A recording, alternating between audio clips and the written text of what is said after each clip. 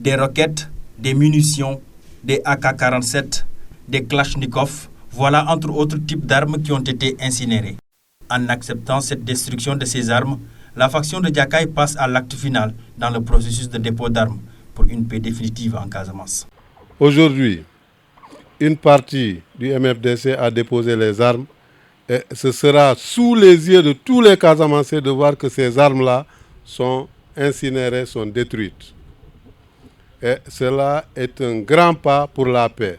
Les vaillants ex-combattants de Diakai qui ont eu le courage de faire la guerre, mais qui ont eu le plus grand courage vraiment de faire la paix. Le gouverneur de région qui a présidé la cérémonie invite par la même occasion les autres factions à suivre les pas de Diakai.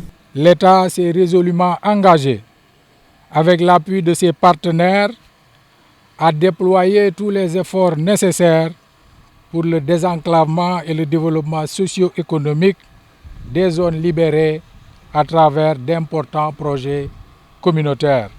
Je voudrais enfin saisir ce moment privilégié pour réitérer l'appel constant de l'État au dialogue, au dépôt des armes et à la paix définitive en direction des autres factions.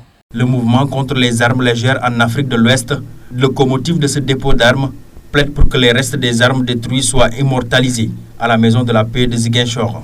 Notre rêve à partir de cet acte posé aujourd'hui, c'est de voir au sein de la Maison de la Paix de Ziguinchor une stèle bâtie avec comme symbole des instruments de culture obtenus de la transformation du reste de ces armes, je veux dire le fer, en Kadiandou, Hilaire et Daba.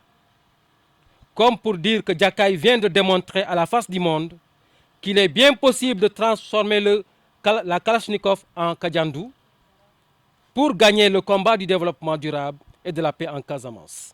Une première dans l'histoire du conflit armé en Casamance. Après le dépôt d'armes du 13 mai 2023, cette date du 23 décembre 2023 sera à jamais gravée dans la mémoire collective.